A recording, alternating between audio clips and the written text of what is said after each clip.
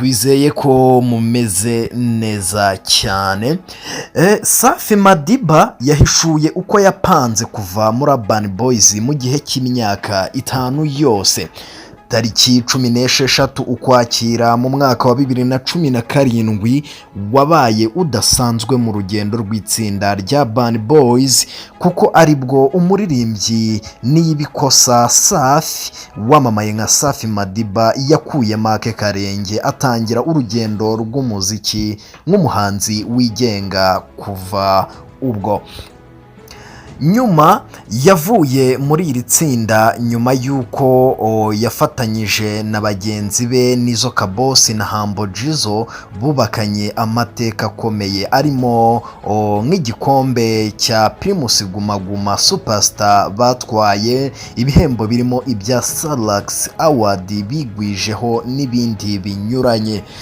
Ni nyuma kandi y'uko y'ibindi bitaramo bakoreye hirya no hino mu gihugu ndetse n'ubuzima babanyemo birimo n'ibihangano bishya byagiye bishyirwa hanze ku isoko bigakundwa kakahava koko. Itsinda rya Urban Boys ryashinzwe mu mwaka wa 2007 mu karere ka Huye rigizwe n'abasore 5 harimo uwitwa Niyibikora Safi Madiba, Nshimiyimana Muhammad ariwe Nizzo Kabosi, Manzi James ariwe Humble Jizzo, Lino G na Scott, ariko ryamenyekanye mu ruhando rw'umuziki rigizwe n'abasore 3 gusa, ubu ribarizwamo 2 gusa. So tugiye kureba ibikorwa by'ingenzi byaranze Urban Boys. Kuva mu mwaka wa 2007 bashyize hanze indirimbo yabo ya mbere yitwa Icyicaro bakiri 5. Icyo gihe muri 2008 Lino G na Scott bavuye muri iri tsinda, hasigara Safi Madiba, Nizzo Kabosi na Humble Jizzo.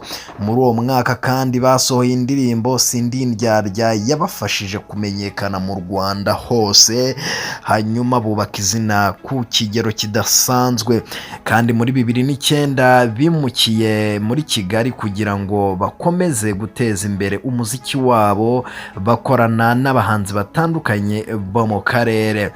Mu mwaka wa 2013 batsindiye ibihembo 4 muri Salax Award mu byiciro bya Artist of the Year, Best Male Artist, Best Group na Best Video.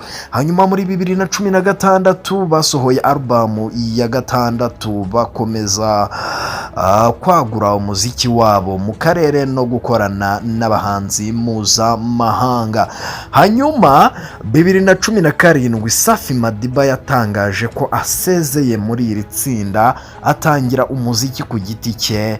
Hanyuma Nizzo na Humble Jizzo bakomeje gukorana nk'itsinda ari 2 gusa kugeza n'ubu.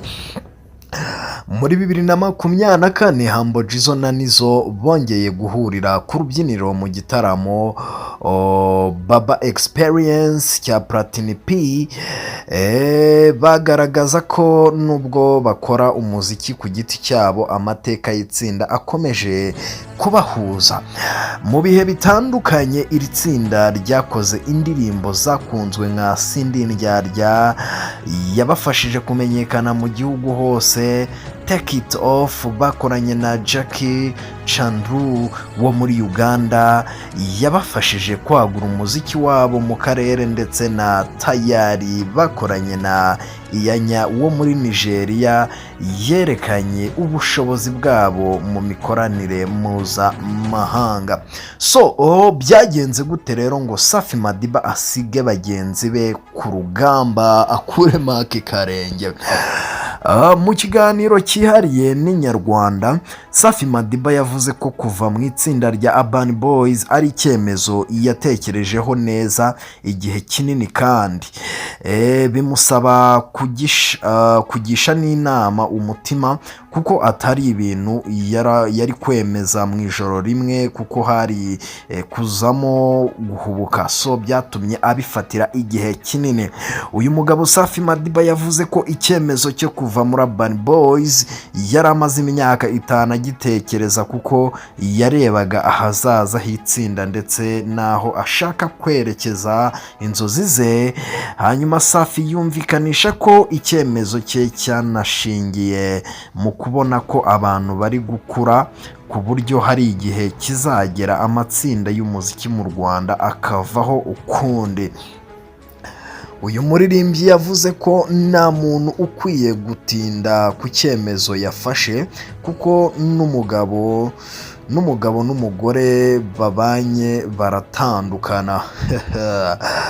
Yavuze ko hari amasura meza abahanzi bagaragaza imbere ya kamera, nyamara inyuma y'amarido hari ibindi bibi bitagenda neza bitavugwaho rumwe, binageza ahanini mu kuba abantu batandukana. Safi yavuze ko uko itsinda rigenda ryiyubaka ari nako abantu bagira inshingano n'amafaranga bigenda gutyo, abantu bagira imitekerereze yihariye.